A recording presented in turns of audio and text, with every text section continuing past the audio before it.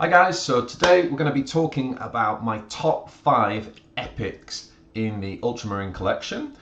So for any of you guys who are new to the game, who are looking and thinking, oh, what do I spend those all important wildcards on? What do I craft first? I'm not really sure. I'm going to give you my kind of top 5 recommendations. And, this is really about, them being powerful, them being effective cards that you can kind of use in most Ultramarine decks. So let's jump straight into it. So for me, in 5th place, my number 5 card is going to be Varro. So number 5 for me is Varro Tigurius. Now he's obviously one of the faction leaders, and honestly, guys, like if this was the first one that you crafted, it wouldn't be a bad idea. It's a really great leader, one of the best in the game, to be quite honest with you. I go back and forth between this guy and Manius Calgar for my Ultramarine decks, but this is a really fantastic card. So for an epic, basically what he gives you is probably the most flexibility out of any leader. For 2 mana, his Master of Arcana basically gives you a choice of 3 spells, right? So those of you who've been playing a while know that often we use Scryer's Grace because it doesn't cost any mana, it's 0 cost, and it basically gives us a stratagem. And when you think about the Ultramarine stratagems, if we just filter by stratagems here, just take epics off for a second, you can see that we've got a whole range of stratagems that are useful. Some of them are a bit useless, to be honest, but we're going to talk about some of these later.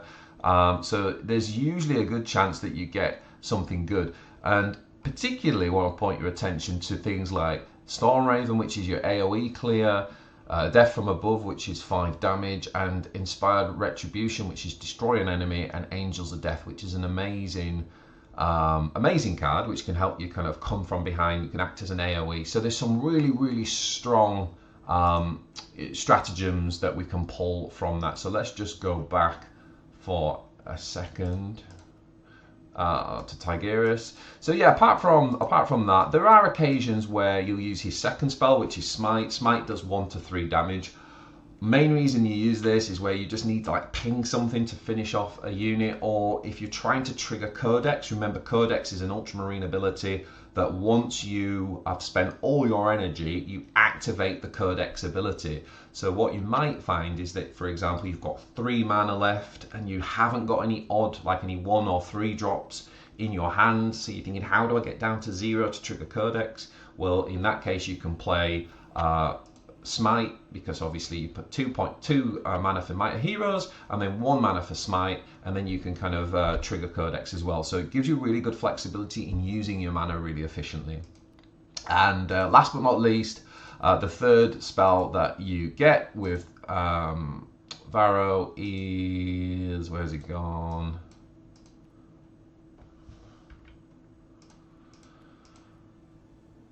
It is, trying to find it. Can't find it. Why can't we find it? Okay, but basically it gives this one. Here we go. So for an extra 2 mana, so that would be a total of 4, right? Because we've got to use the power, the one that costs 2 mana to select a power, and then obviously we're selecting this, so it costs 4. So we don't use this often because it's quite expensive.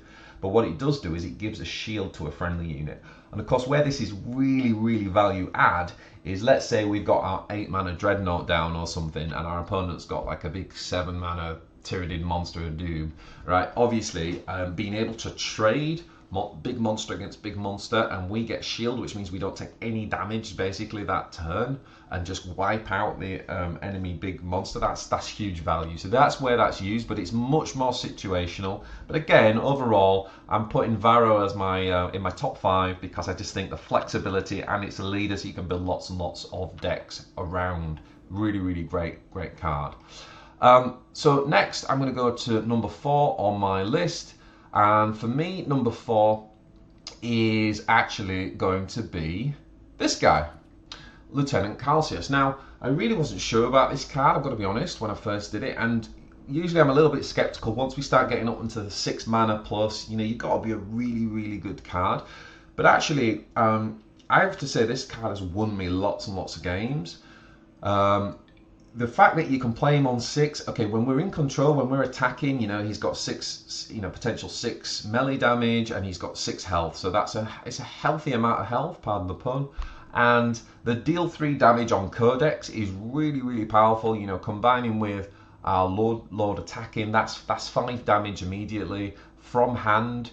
And often you just need that little bit to creep over the line, and you're going to realize a lot of Ultramarine decks are kind of built around sort of trading early game and then bursting the enemy down from say 10 or 11 health at the end. So this guy really contributes to that, and he also at the same time as burst, rather than just playing a spell, it puts a ton of pressure on your opponent, because if he doesn't react and deal with this guy, and he's not easy to deal with, right, because he's got 6 health, then that means he's still on the board and he can trigger Codex again, or of course he's going to hit face for 6 damage next turn, or even trade with something like a Vanguard unit if he needs to. So he just gives a really good overall flexibility of playing into that burst plan and also being able to trade and add a threat. So Lieutenant Calsus is my number 4 choice. Now number 3 I'm going to bring up is Tactical Insight. This card is absolutely insane. It is, if you're playing a deck that's based around Codex, this is a must card.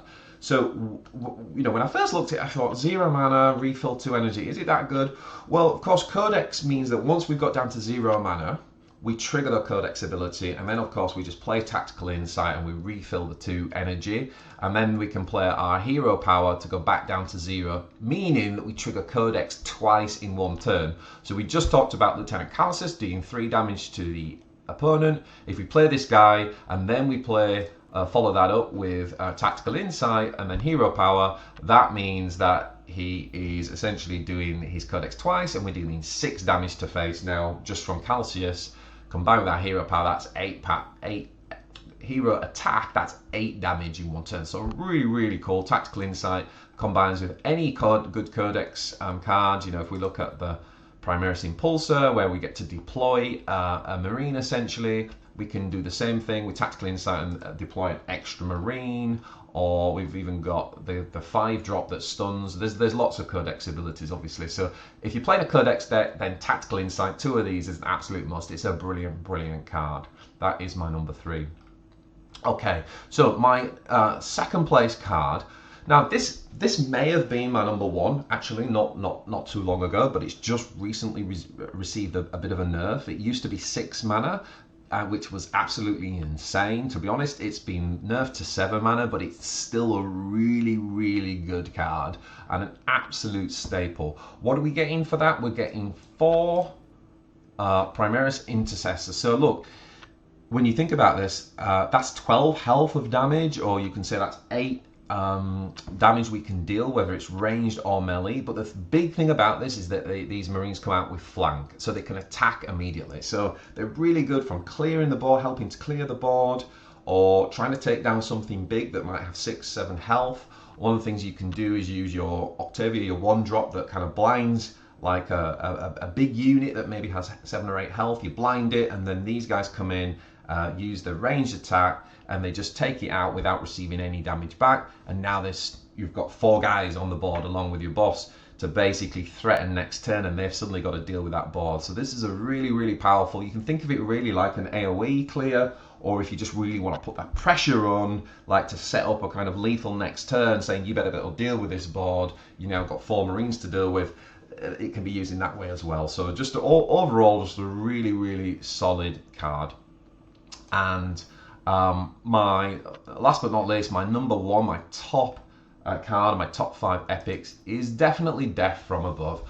Not the most sexy card, like a little bit, you might think, okay, yeah, cool, deals 5 damage, but it's really powerful. Why is it really powerful? Well, first of all, you obviously playing this as a stratagem, so the ability to deal 5 damage from hand is really, really powerful. Your opponent doesn't know whether you've got it, they can't see the board, it's harder to play around.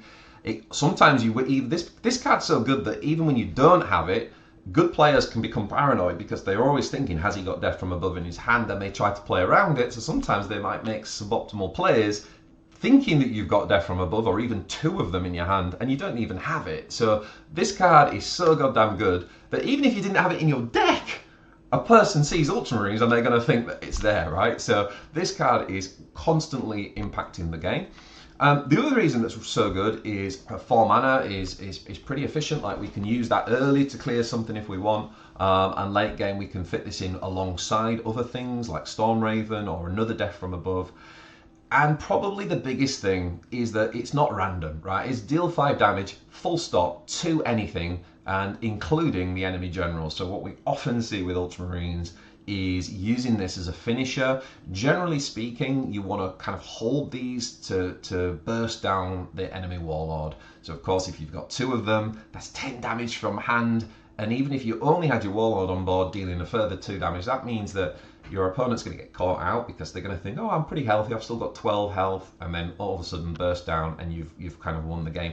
Even if they've got vanguards up as well, you know, thinking like they're on 10 health, they put the vanguard up thinking they're going to try and protect face, and in you go with double death from above and win the game. So this has won more games for Ultramarine players across the board than anything, and he's definitely up there. And the flexibility, again, regardless of any build that you're going to make now or in the future with Ultramarines, dealing 5 damage, it's so flexible. You can remove a really important threat with it. It's just fantastic. The only real limitation to it is if you're going up against things like, you know, like stealth units, where say the no mucking about random cards of like the Orcs, for example, that can deal with stealth units because you're not directly selecting them. That's the only real drawback to it, but for 4 mana, deal 5 damage to anything that you're in control of from hand is a fantastic card. You can't go wrong with this, guys. So there you have it. That's my top 5 epic cards for Ultramarines. What I plan to do is do a few more videos like this. So if you like this content, check out the channel. We're going to build, look at the other factions, epics, and we're going to also explore legendaries as well and rare. Until next time, take care, guys.